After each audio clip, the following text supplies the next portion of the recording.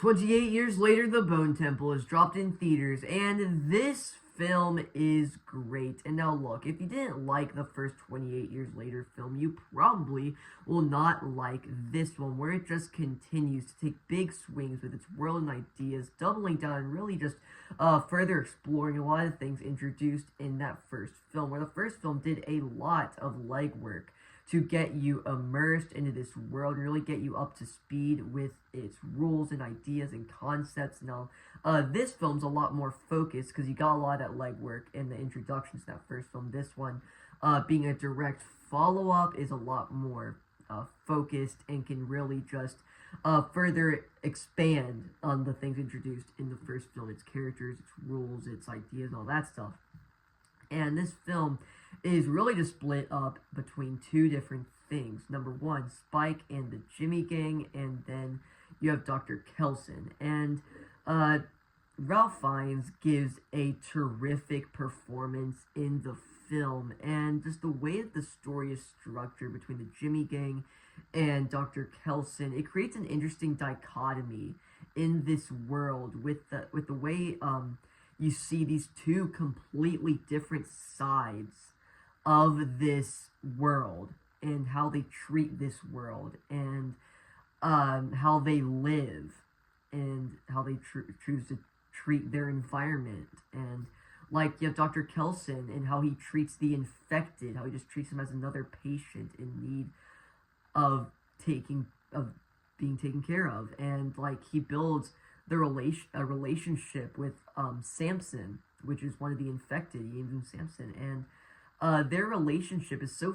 fascinating and so well explored. Then you have the Jimmy Gang, which is being led by a monstrous performance by Jack O'Connell. I mean, he is just brilliant. And then again, where you have the split in this story where they eventually come together at the very end and they just crescendo in this monstrous, it's just brilliant, just absolutely electric third act. It's brilliant. You have these two characters who are completely different, cross paths. The crazy, wild, and monstrous Jimmy, which is Jack O'Connell's character, and then you have Dr. Kelson. You have them both cross paths, and you see how they interact. It's very fascinating seeing them interact. It's a very well written sequence when you first see them together, where they first cross paths. It's very interesting, and again, that's where you start to see these two things that you've been following throughout the entire film finally come together, and you see how they interact, and it's very fascinating.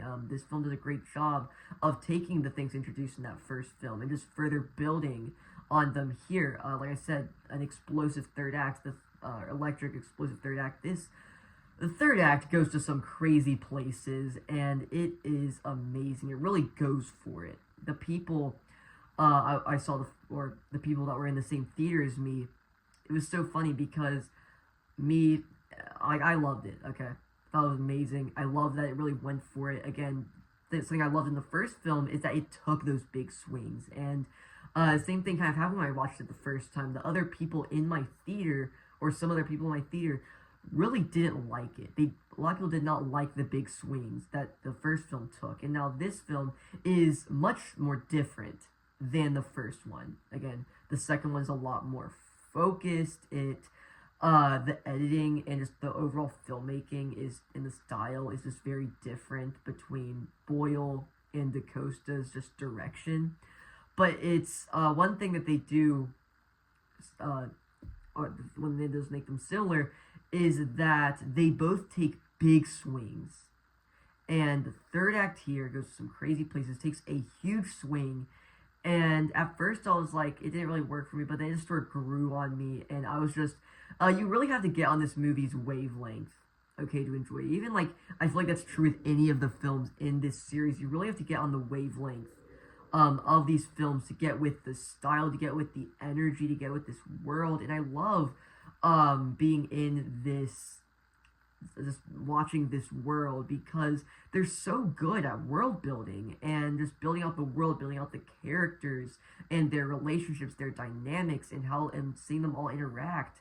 And then and even the infected, where in any other movie, right, they just treat the infected as just mindless zombies to be killed, and that's how the Jimmy Gang treats them, right? We see them like, oh, another one of these guys, just kill them. And then you have the way Dr. Kelson sees them, the way he treats death, the way he treats the infected, where he sees them as another patient in need of care.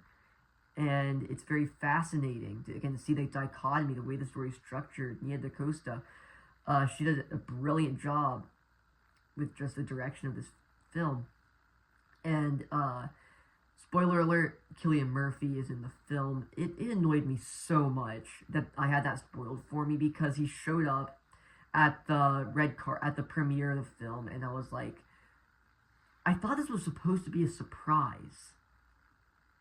Because, I mean, it was rumored that he was coming back, but it wasn't really confirmed, so I was like, maybe he will, maybe he won't. It'll be an interesting surprise. And then he's like, you show up at the premiere, and then there was something saying he was in it earlier, so there's where they had like a trivia thing up on the theater screen that showed he was returning from a previous installment in this one. It's like, okay.